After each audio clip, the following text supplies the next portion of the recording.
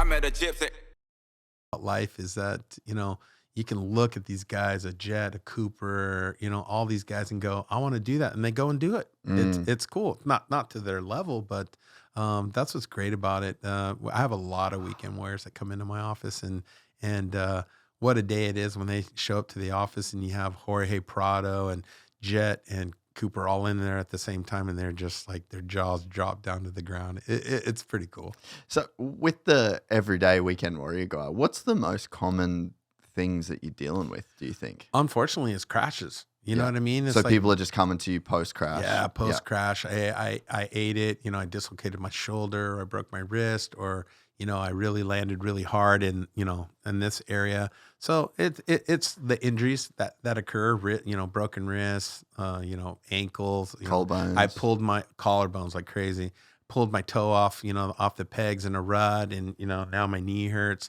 So it's when you treat the level of patients that I do, and you get that exposure, it's like everybody wants to come. So I definitely have a huge ratio of weekend warriors that come in, and I love them. I treat them the same as I do Cooper or Jett or Hunter or whoever. It doesn't matter to me. Like it's their passion, right? They're passionate about it just as much as these riders are. So who am I to tell them, no, you can't come into my office? I love it. I love helping everybody, and the smile on that little 7-year-old Jorge. He took a picture with him, and it was like made his day. Can you imagine walking into a doctor's office and one of your heroes is there getting treated right next to you, doing the same type of treatment? Thing. It's cool. It's really cool. So how has your methods evolved over the years? Like obviously you started in chiropractic, but I mean, you're dealing with all types of injuries. Like when I'm seeing you at the races, it's a lot of massage, it's a lot of stretching. Like how have those things evolved over time? So that's an incredible question. I get asked that all the time. So the way I explain it to people is like, can you imagine if you were a carpenter and all you had was a hammer? Yes. Perfect you had analogy. One hammer. Yeah. And you could hammer some things in and you could be the best hammer in the world. The more tools you have in your bag, the more capabilities you have of building something. That's what how I explain it to people. I started off as a chiropractor and I did minimal things.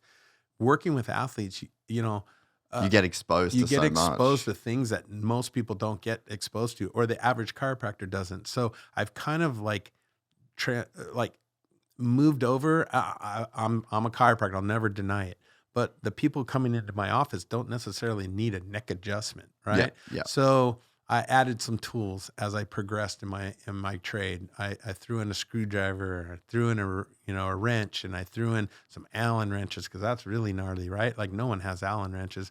And as you progress in your trade, you have greater sets of tools, so you're capable of fixing almost anything. And that's kind of what's happened with my trade and me being a chiropractor, is that when I show up at the races, I'm adjusting some of the patients, but sometimes I'm just stretching them, or I'm doing muscle work, or arm pumps, the big huge thing. I'm helping them with arm pump. I help some of my guys nutritionally. I help them, with electrolytes, different things like that. So there's so many tools, and that's how I hope people perceive me, is I have the ultimate set of tools, and I'm able to help or fix anything that comes my way because I just don't have a hammer in my bag. Yeah. And you always see you doing all different types of work, and I guess as you build over time, you get to know what people's body responds to.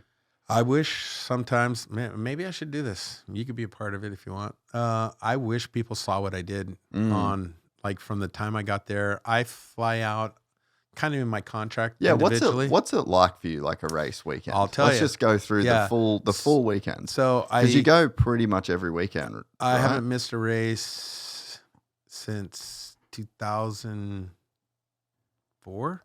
Wow. Yeah, I'm not proud of that.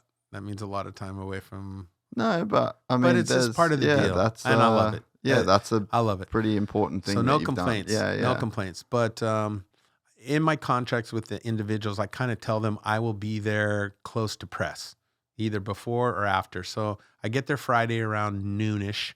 I'll go straight to the track. I go, hey, who's here? I'm at the track. My guys will text me back, hey, can I get a little work done?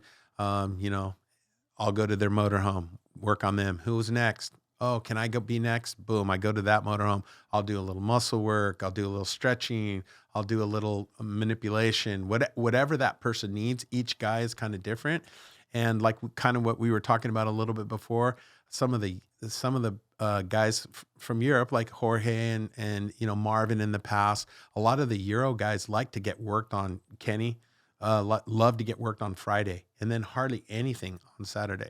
They just think it's too much disruption to their body on race day. And then I have the other guys that don't care. They're like, hey, can you come over and check out my arms? I tightened up after that last practice. But that's usually Friday. I'll work on all my guys, almost all of them on Friday, all the way until about 5 or 6. Head back to the hotel, grab something to eat. I'm always back, first one at the track. Check on my guys again. Hey, everyone good? Yeah, hit me after first practice. Another guy, hit me after second practice. Can I get stretched out before? I still feel a little tight, and then I just, from that point on, all I'm doing is loops.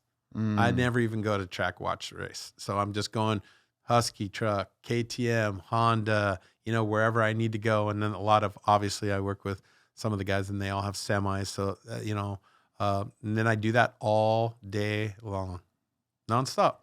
And then the night's over, and then I have my guys that love to get worked on before because they're flying back to Florida. It's usually Coop, the Lawrence brothers, and a couple other guys like to get adjusted and get tuned up. So when they go back to Florida, they're functioning at optimum, feeling good.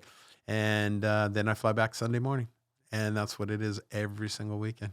So you don't get to watch much of the racing? Like you'll watch the mains and stuff like that? I'll go inside. I kind of, depending if I'm whatever truck I'm at, I'll go inside and just watch on TV and just make sure none of my guys get hurt. And I kind of sometimes will wear headphones just because they don't know it. They're not always on my guy, or if one of my guys isn't on TV and they crash, I want to know about it. So I head back to their rig before they get there, or head to the Asterisk truck. But yeah, that's what I do. I haven't been inside the stadium this year at all. No. Not one. Not one. Wow. Yeah, so I just go from truck to truck, and then watching the truck. Then as soon as the 250s are over, I go and check on all my 250 guys. They're done. 450 guys get done. Watch the 450. Get those guys ready to go. The Triple Crowns, whew, I'm running around like a chicken with my head cut off. So if you ever see some big guy running around with his backpack, that's usually me, just going from truck to truck. If you enjoyed this content, please like and subscribe. And to listen to the full 3-hour podcast, search Gypsy Tales in your favorite podcast platform or click the link in the description below. Gypsy Gang.